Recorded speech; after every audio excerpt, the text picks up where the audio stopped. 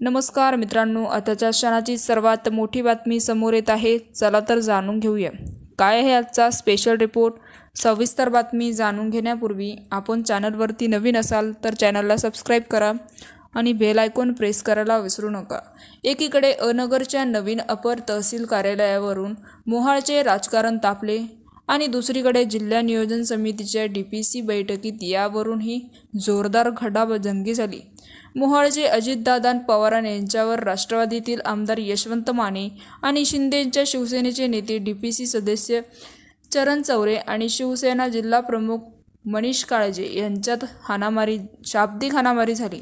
तर अपर तहसील कार्यालयाचा विषय काढता त्यांची प्रक्रिया तात्कालीन थांबवण्याची मागणी चरण चौरे यांनी केली। यास आमदार माने यांनी आक्षेप घेतला। चरण चौरे यांनी आमदार माने यांच्यावर एकरी उल्लेख करत निषेध व्यक्त केला। त्यामुळे आमदार माने देखील संतप्त झाले।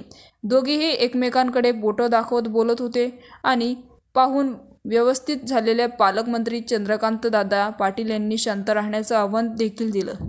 मुख्यमंत्री सभागृहात बोलो किंवा बाहेर बोलो, त्यांचे वाक्य म्हणजे कायदा असतो, असं पालकमंत्री चंद्रकांत पाटील यांनी जिल्हा नियोजन समितीच्या बैठकीत सांगितले।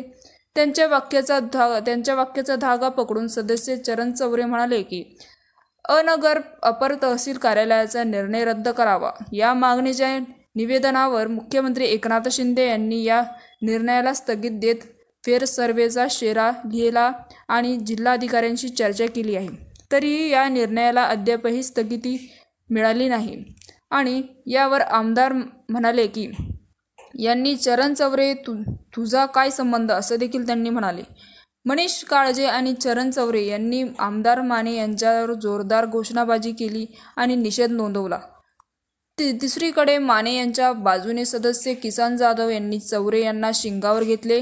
तर मित्रांनो, यामुळे सभागृहात प्रचंड गोंधळ उठला। एकीकडे एकमेकांकडे बोट दाखवून त्यांनी अरेतुरेची भाषा सुद्धा वापरली। याविषयी आपलं काय मत आहे आम्हाला कमेंट बॉक्सच्या माध्यमातून नक्कीच कळवा आणि चॅनलला अजूनही सबस्क्राइब केलं नसेल तर चॅनलला सबस्क्राइब करा, बेल आयकॉन प्रेस करा, जेणेकरून असेच नवनवीन व्हिडिओ आणि राजकीय घडामोडी सर्वप्रथम तुम्हाला या चॅनलवरती बघायला मिळतील।